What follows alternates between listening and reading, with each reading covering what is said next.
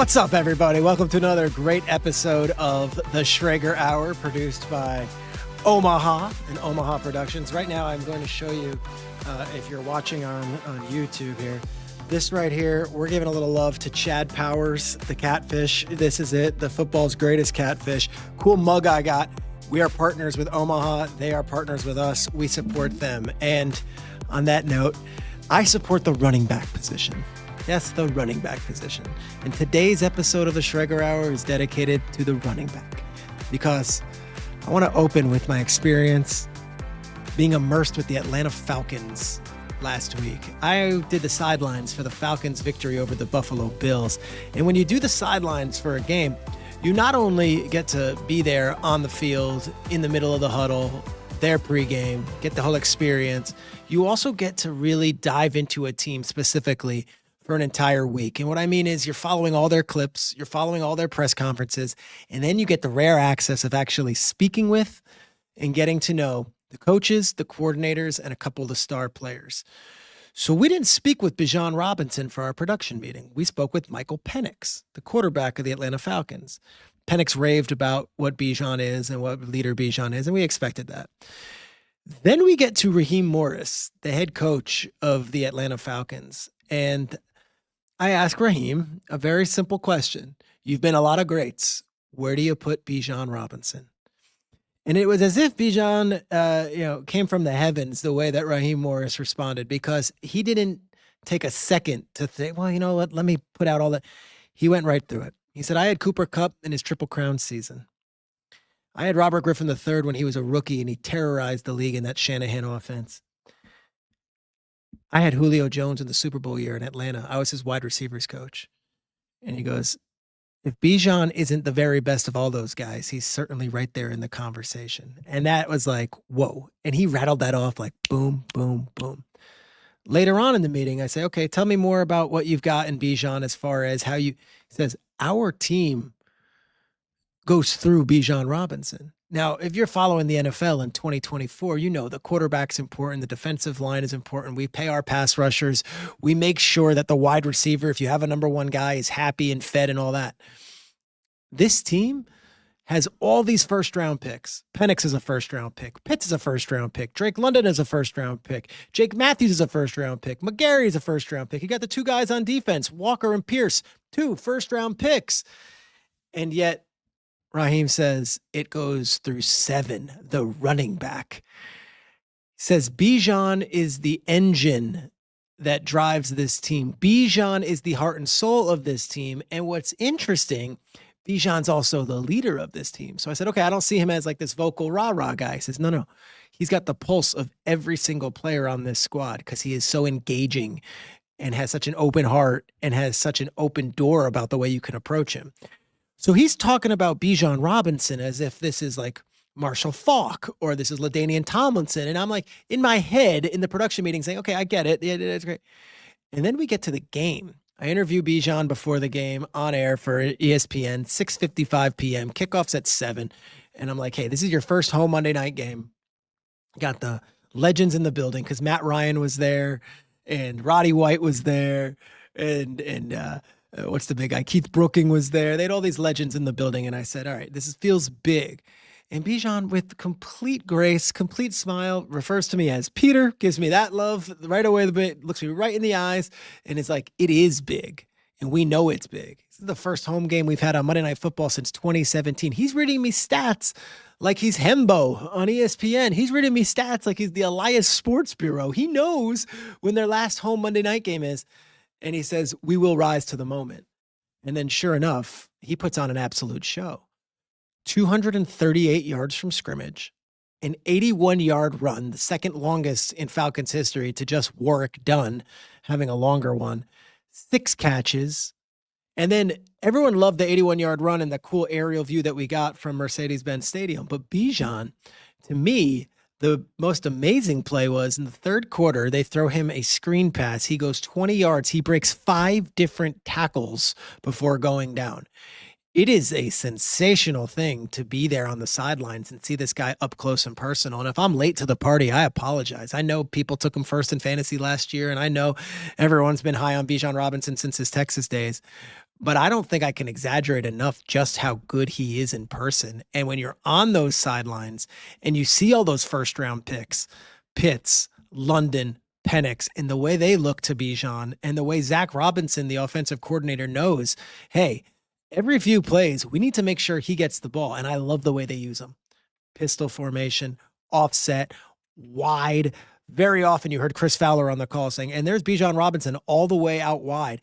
And he was their number one wide receiver when they needed him to be. I understand the MVP award now goes to quarterbacks. I get it. And if Saquon Barkley is going to run for 2,000 yards and not even really be in consideration for the award last year, it's hard to make an argument for anybody else.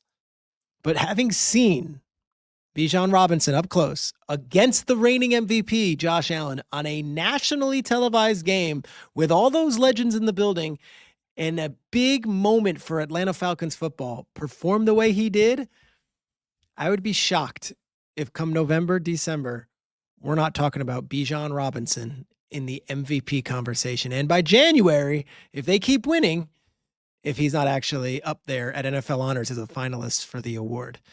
I love what Bijan did, but he wasn't the only running back who showed up. My player of the week in the NFL is actually Rico Dowdle. Rico Dowdle. I go back to 2 weeks ago when they played the Miami Dolphins, and Eric Collins, the Fox Sports announcer, was just screaming his name the entire game. Rico Dowdle! It was hilarious, and it was worthy. And then 7 days before the game, he tells the Cowboys to buckle up. Buckle up. Now, if you need the history, Rico Dowdle was a Cowboy last year. They didn't opt to re-sign him. They went and they signed Javonte Williams instead. So Rico Dowdle signs a $6 million one-year deal with the Carolina Panthers. Last week has a big game with Chuba Hubbard out of the game. And then this week goes for 200 plus on his former team after telling them to buckle up. Can you imagine someone in real life telling you, hey, buckle up, I'm coming? And then to actually go ahead and do that right all over you. Now, I know the Cowboys defense isn't exactly the 2000 Steelers or 2000 Ravens or the 76 Steelers. I understand that. I don't care. Rico Dowdle doing what he did against his former team, it's inspiring. I'm not trying to get personal here, but we've all had former employers, and we've all been told that we'll be just fine without you. Rico Dowdle saw that. Rico Dowdle heard that. Rico Dowdle then used his mouth in a press conference and talked that shit beforehand, and then went out there and ran for 200 on his former team that said, we're good, we're going to move on. If you don't love that story, I don't know what you love. Our player of the week is my man, Rico Dowdle. As for our sports media winner of the week, can I give it to Mad Dog Russo? I think I have to. If you didn't see First Take on Wednesday, you might have missed one of the greatest Mad Dog rants of all time. Now, full disclosure, I grew up listening to Mad Dog. I was a Mike and the Mad Dog listener. I was probably WFAN's number one fan, and working with Mad Dog on First Take has been an absolute thrill. And I look forward to this moment every single week where he gives his, what are you mad about? Now, often they're about football, or they're about the scheduling of games, or they're even about officiating. This past Wednesdays, it got personal. Here's Chris Russo complaining about the type of car he got when he got his car service sent to his home. Today was over the top. And Mr. Riker, this is on you. We're going there. Yes, I went to the building's named after him. As I do on Wednesday morning. As you do. Because I parked the car there because I want to take that 617 home from the Darien, and then I don't have to Mrs. Russo pick me up, get in the car, and drive home. No traffic. So I get to the Darien train station. I missed my meeting with Sam, and the car ain't there. Oh, where the hell's the car?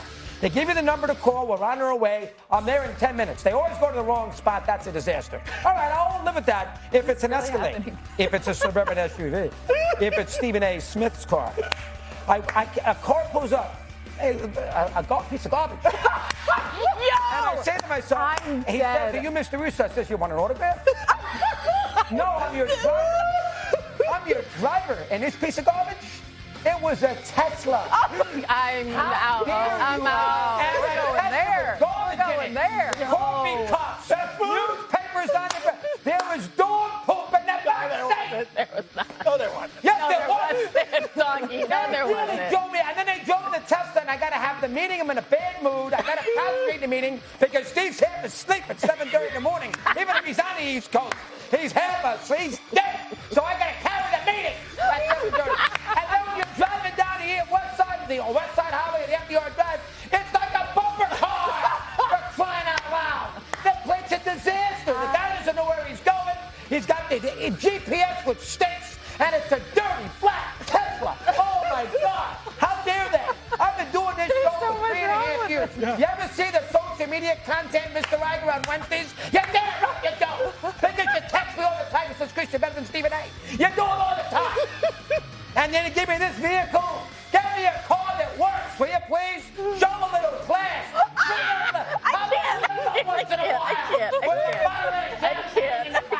just can't.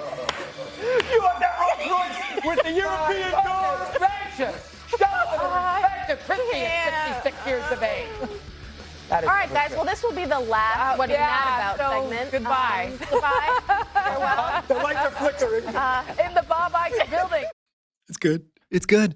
It's great content. Bob Iger's the head of Disney, top guy. Doggy has no problem complaining to him about his car service. That's why we love the doggy, and that's why I love working on First Take on Wednesdays. All right. His team is 5-1. He leads the NFL in rushing yards. He leads the NFL in rushing touchdowns, and he has been a great face for the NFL for many seasons. Colts running back Jonathan Taylor, welcome to the Schrager Hour. How are you, Peter? Man, I appreciate you taking the time out today. You know, I have such love for you, and it goes back to when you were a high school player in the great state of New Jersey, averaging more than 200 rushing yards a game out of Salem, New Jersey. Please take us back to childhood Jonathan Taylor. Tell us what you were like as a high school player, what your hometown is like, and when you knew that this was going to be a future for you career-wise. Salem, New Jersey, it's a really small town. I think the max is like 5,000 people. I think that was at its peak, like max. Really? 5,000 people. I went to a school, Salem High School, 300 kids, graduated with a class of 60. So Is that right? Small. Yeah. Like we're talking like one traffic light, like that kind of deal? Yeah. Our team had like 32 guys on the squad. So we're playing both ways. We're playing both ways. But my game back then, especially with my coach, shout out to Coach Schofield, very downhill, like, hey, no cuts in the first half. We're going to wear them down. You don't get to make any moves until the second half. But that's what worked. That's what worked back then. In Group 1 football, we go from groups 1 to 5, so we were the smallest. And just being physical, we just wanted to be a physical, dominant team, which we were. And it really wasn't until I got to college, like my second year, the end of my second year, where I thought, I could actually have a real good shot at this. I always just worried about the very next step. I didn't want to look too far ahead and just stayed in the moment. Yeah, go through the lineage of the Wisconsin running backs that you followed, because for a while there, it was like every year Wisco was churning out backs. They still are, but you followed some pretty big footsteps. Yeah, and actually one that actually got me inspired to, start really watching and researching Wisconsin was someone who's near my hometown as well, Corey Clement. He was from Glassboro, Eagles, Corey Clement. Okay, he was from Glassboro. I didn't know that. Yeah, so that's like 30 minutes from me. And when I'm in middle school, watching him in high school, he's terrorizing South Jersey. And then to see him get recruited and then have success at the next level kind of sparked an interest of, if he can do it from the same area, why can't I? So just watching Corey, going to Wisconsin, and of course, once I took my visit there, it was lights out. But I think New Jersey just has something in the water. It just breeds a certain type of running back. Ron Dane, another great Jersey, Wisconsin Badger, as I'm sure you know, Heisman Trophy winner. All right, this season's been awesome. What's it like right now? We're entering, mid-October, and the Colts are atop the AFC South. Good vibes everywhere. But what's it like in that building, which over the last several seasons, there's been a few ups, but plenty more downs? It's definitely a sense of urgency because we understand, the more you win, the bigger the target. Everyone that you play, you're gonna get their best shot. So it's definitely a sense of urgency and realizing this is not going to get any easier. So we have to find a way each week to up the ante in practice in your individual preparation, because like I mentioned, everyone's going to give us their best shot. The games are going to get harder and harder. So I think when you have that mentality, I think that's the only way to be able to continue and sustain the type of success that we're seeing right now. Now, I can go through the whole roster up and down, and I love what Daniel Jones is doing. And obviously, you're having an MVP caliber season. I can't get enough of this Tyler Warren. When he walked in the door as a 14th overall pick, what did you expect? And give us one good story as to when you knew this guy's the real deal. I mean, of course, if you're the 14th overall pick, I mean, you gotta have something. I mean, you're not just the 14th overall pick for no reason. So always, just understanding. I know he's probably very talented, but I will say, going into training camp as a rookie, you're given a bit of a leash. You got to learn a new system, a new scheme. Mm-hmm. You're in a new place, and you're going to tend to have, we call them mental errors. Okay. You may, make a mistake on a play here, or have a misread or assignment. And he had very few, if any, throughout training camp. And I always say, when you first get into the NFL, it's not the talent. You have to beat that learning curve first, because everything is new. So with him being kind of ahead of that learning curve, I think that just took him to another level, because now it's not what do I have to do, it's the how do I do my job and why do I have to do it? Like, why are we doing this? When you can get to the how and the why, now you're starting to get into the bread and butter of the NFL. So I think that was just something really special about him, and he'll continue to get even better. I was doing McAfee's show in Indianapolis around May. The Knicks were playing the Pacers. Halliburton's talking all sorts of smack. I fly in, I do McAfee's show, and he tells me Daniel Jones was out in the town last night, and my guys saw him, and I'm like, I know Daniel Jones. He was a Giant. And he's like, no, Daniel Jones has some swag to him. What don't we know about Daniel Jones off the field? More as like locker room guy, leader, swag to him, because I think a lot of people in New York kind of just wrote him off as just plain Jane vanilla, but there's something there this year. Yeah, I'll tell you one thing. Daniel, he's one tough cookie. I remember the first few weeks, he took a couple shots. The first few weeks. And, in my mind, the first thing, anytime you see your quarterback get hit is like, oh my gosh, like, I hope, like, get up, just get up. First thing first, just get up. And to just see him pop up off the ground, and he's like, come on, guys, let's go. Next play. Yeah. Didn't even phase him. I'm like, oh, okay, so he's here to play real ball. Like, of course, quarterbacks are all here to play ball, but no, he's like, listen, I like that. Like, I like that. That woke me up a little bit. So to see that toughness and that edginess he has to him, I think that's something that you want to see out of your quarterback. And I think that's really fun to have. And it's going to be really fun to keep watching him progress throughout the year, because we're going to have some gritty games. We're going to have some of those. I saw, during the funeral, obviously, and then the weeks after, all these people came out of the woodwork with amazing Jim Irsay stories about how generous he was, about how kind he was, and stuff that wasn't necessarily publicized all the time. You were obviously a draft pick of the team with Jim Irsay very much involved. He passes this past offseason. Do you have a personal good Jim Irsay story that maybe you haven't shared everywhere else? Yeah, well, I mean, he has a ton of stories. And I would say this, anytime there's something that may be going on at home or with a family member, Mr. Irsay was always one of the first ones to say, hey, do you need me to fly you there and fly you back? This is a very family-oriented organization. And that's usually always the first thing is, hey, do you need to go? We can get you there and back, personally on the plane. And I just think that when you have an owner like that, an organization like that, that of course wants you to be here and to be present in your role, but then also realizing that, hey, outside of these walls, people have families, they have loved ones, and that family was so important to him. And we are like his family to him, people in this building. I just think that it speaks volumes to the type of heart and the type of character that he had.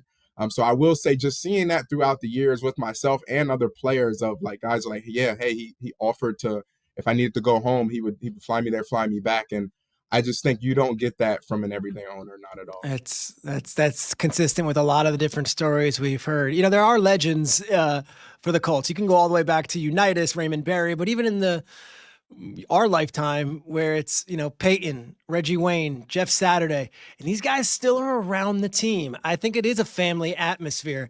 As you're entering this stage of your career, do you let your head start to go to those places where, hey, someday I might be viewed as this generation or this era's Peyton Manning, Edgerrin James, Marvin Harrison? You understand the history with that logo. Is it starting to now sink in as you enter this part of your career? Yeah, you definitely look towards those people. I mean, they're all over the walls inside of the building, and then also you hear people speak about how they move throughout these halls, and you start to think of how did they get to that certain place? How did they reach those heights? And every story is usually the same. When you speak to people, especially with Reg being on the coaching staff, you ask about certain players, and they're like, "Hey, they came into work every single day. They gave everything they had." And then on Sundays, they made sure it was on display and they helped elevate the guys around them. So having that mentality for myself, I mean, and someone that I look at is Quenton Nelson. I mean, if you talk about someone from day Let's one go. who's come Big in Q nasty. and been a true pro and has played at an extremely high level. And then I think about my time here and all I've seen him done each and every single day is come to work with a level of intensity and focus. And then, of course, it translates on Sunday to his excellent play. So just trying to get into a rhythm and a groove, because I understand that's how you become an elite. That's how you become a great, is by being good each and every single day. And you stack that. I'm sure you've seen it. Obviously, a fellow Jersey guy, Quenton Nelson. Have you seen the high school basketball footage of Quenton Nelson from his Red Bank days? I have. And I will tell you this. It's actually insane to see when you see like some of these guys' background and you Yes. see them now and you're like, that's you? That's not you. That's someone else. And you're like, okay, well now it makes sense. I see why you play at the level that you play now. Your talent is through the roof. For the listener or the viewer, like Quenton Nelson was not just a back to your basket player. Like this way I was running point guard in short conference and like hitting threes and up and down the court. It's some of the coolest footage ever. It definitely is. But then I think, like I said, you see it. You see him move in space now, and you see how he's able to operate in short area quickness and all, like I said, in open space. So I just think that the type of athlete he is, and then also that tenacity he brings, it's next level. You mentioned his athleticism, but you are well recognized as someone who takes their body and their wellness very seriously, and to the point where we know every athlete's in great shape, but your holistic approach might be the next level. Can you take us through what you do on a daily basis and what your off-season program is that really sets you apart? I think one, in the offseason program, you have to try and, to your best of your ability, make it as tough as, if not tougher than, the season. Of course, you got to eliminate kind of the contact, but it has to be a level of intensity, of low rest time, high intensity work for a long duration. And on top of that, you work hard, and you always hear play hard, but well, you work hard and you recover hard. Because at the end of the day, you cannot continue to break your body down without trying to repair it. And number one, that starts with sleep. I mean, there's no recovery modality, no ice bath, stretching, sauna, whatever you do. There's nothing that will repair your body more than a great night of sleep. What's your sleep process? Because I get wired from just watching a game and I'm up for 3 hours. It's my head racing. What do you do? How do you sleep? Well, number one, I wear these blue light glasses that kind of block the blue light from the phones, the TV. Okay. That starts at like 6 p.m. So that's 6 p.m. 6 p.m. You want to start. When's dinner? When's dinner? 6:30. 6:30. Okay. I just want to start lowering kind of and getting that circadian rhythm into a groove early, because at the end of the day, like you mentioned, you're wired. Sometimes it's because like your mind is very stimulated from all the screens and everything that and electronics that you have. So throwing those on kind of helps set that circadian rhythm. You eat dinner, and then I actually take a shot of magnesium. That just relaxes the body. I mean, you've been putting strain on your body each and every single day.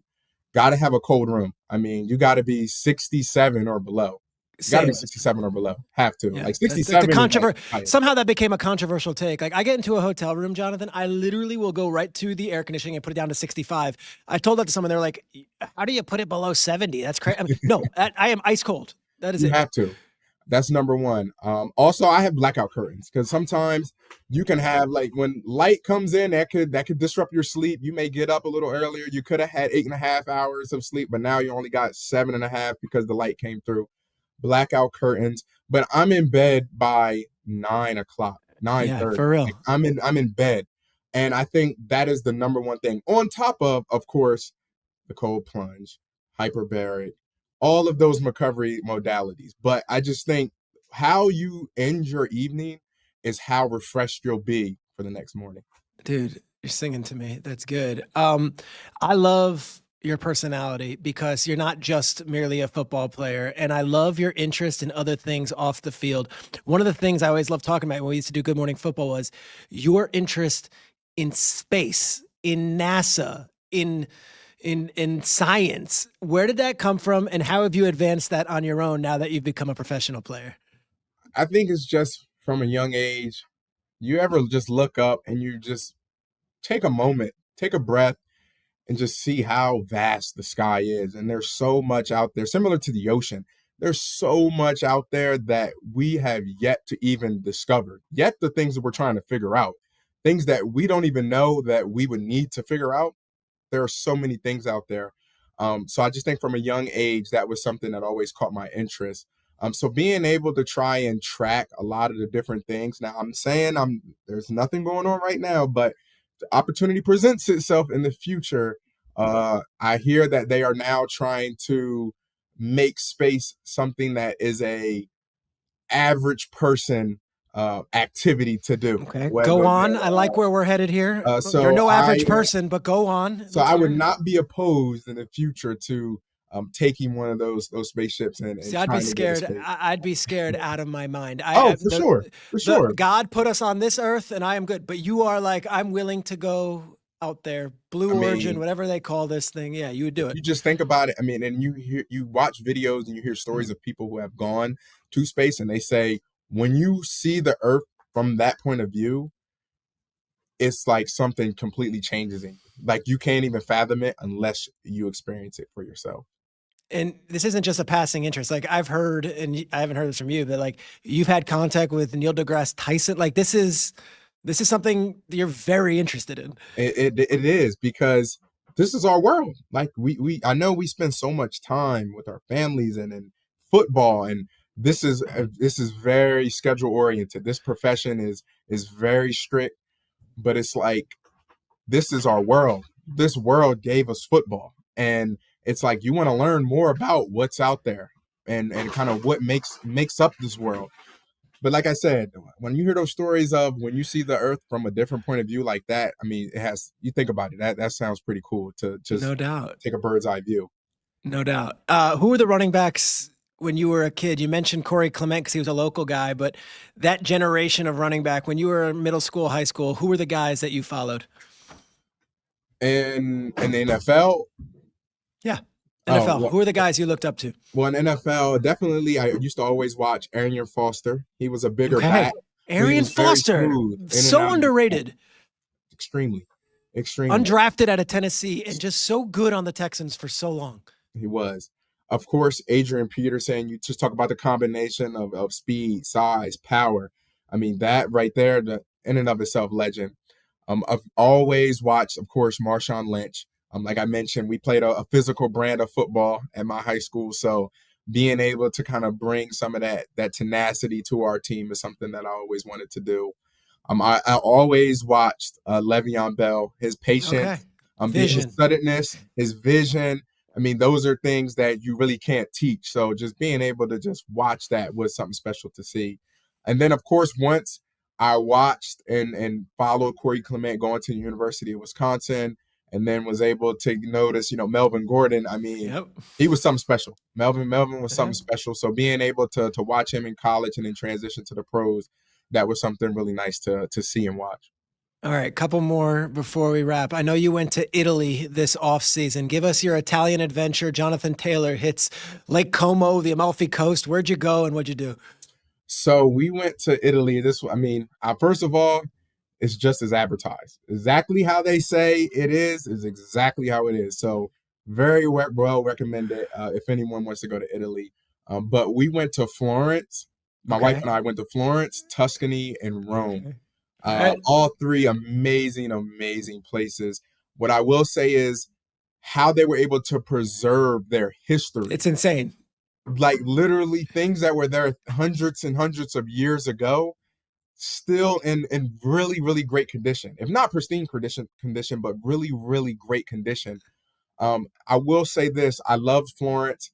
it was a bit of a small town vibe. It's crowded, man. It was, you had the cobblestone road, so it just had that feel to it. But then Tuscany, we went to this place called Lupaya. Shout out to Lupaya. I mean, shout out to Lupaya. Oh my gosh, the vineyards, the views were amazing. I'm literally thinking about when can we go back? Like, I'm literally planning, like, hey, when can I go back? When you go to an Italy, you go to a Rome, you're up on those steps, whatever they are, recognized or unrecognized by the average bystander in Italy? Non-recognized by the average bystander. Unless you're in a tight quarter space. There was a place in Rome, and I guess it makes sense. I guess Rome is, more established, a larger city. So they must have been tourists from the U.S. They must have been tourists from the U.S. I didn't hear an accent. But they noticed me. But other than that, it was laid back. Everyone, and over there in Europe, everyone they're doing their own thing, and they're cool. They're laid back. It is a different vibe, man. It is good. A couple last ones. One of them, you mentioned all the guys you grew up looking at in the pros. I always love this idea of like a fraternity amongst positions, and running backs are such a separate breed. Is there a text chain of maybe like you and Bijan and some of these other guys? Do you guys have a relationship, the top guys around the league? There are definitely communications between top guys around the league. And I think it, like you mentioned, a fraternity, similar to like the running backs at the University of Wisconsin. That's a fraternity in and of itself. But to be a running back in the NFL, like you mentioned, it's its own group. It's the blood, the sweat, the tears that we all go through. But we love it, we love it. This is what we work for. This is what we prepare for. And so when other people shine, it's actually something great to see amongst ourselves, because we're like, this is what we want. We want people to see that the position is so undervalued, and that this can be the heart and soul of your team. And it can be very vital in wins and losses in a game. So that's just something that we take pride in. The running back. So you go nuts on Sunday. You get back to your phone. It's like, do you have a text from McCaffrey? Like, is that how it is? Where like you guys are all in touch, or Bijan does what he does Monday night? Do you hit him up and say, "Hey, great job"? Definitely, and words of encouragement, and telling them to keep going, because at the end of the day, we know the only way to continue showing the world the value of the running back is by all of us playing at a high level.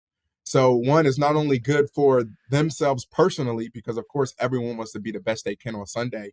It's great for the position as a whole, for the younger guys coming up, and then they'll take it to new heights as well. As we wrap, I think everyone's really into this story about the Colts, but it's early. So everyone's watching with like a patient eye. 3 tough games up ahead in the schedule. When you talk about what this team's goals are this season internally, as you guys keep stacking wins, what's been the message the last few weeks as this team stands on the top of the mountain right now in the AFC South? I think the message has been find a way. Like I mentioned, we've been preparing for this. So what we're experiencing now is not a surprise to us. But like I mentioned earlier as well, we know we're going to continue to get everyone's best shot. Our target is going to continue to grow larger and larger and larger. So find a way to get better each week. Don't get complacent. Just because you won last week doesn't mean you'll win this week. Just because you had a great game last week doesn't mean you'll have a great game this week. You have to prove yourself each and every single week. And like you mentioned, people are waiting with a patient eye.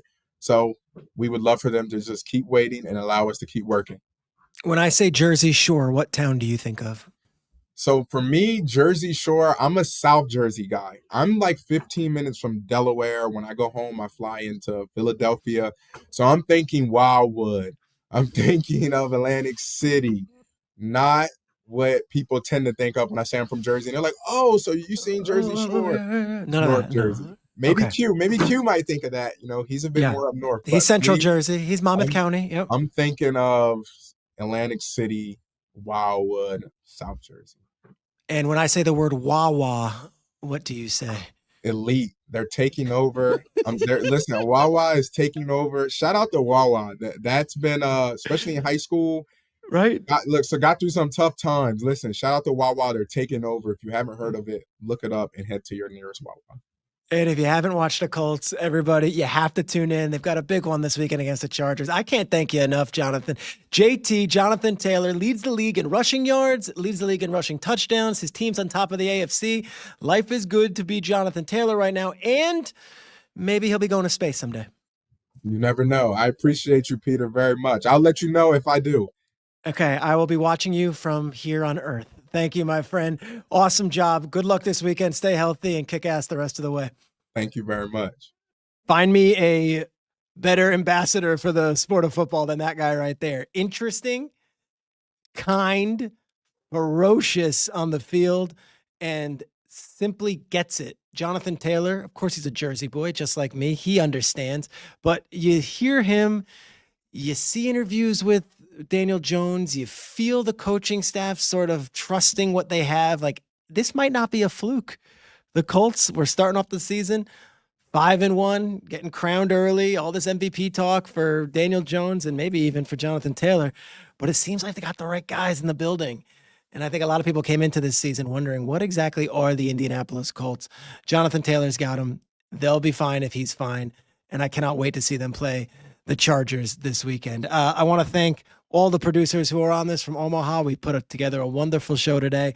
I want to thank, of course, the wonderful music that we get from our guy DJ Leverage, who is our intro and outro. I want to thank my guy Alex, who's here with me in New York, and of course Grillo and Tucker, and our guy Jack, and our guy Devon, and of course Rochelle, who is so wonderfully operating over there from the Omaha audio offices and the podcast department. I'm loving doing this show. I hope you guys enjoy these guests. Jonathan Taylor showing us a side of him you might not necessarily know just if you had him on your fantasy team or you're watching him on Sundays.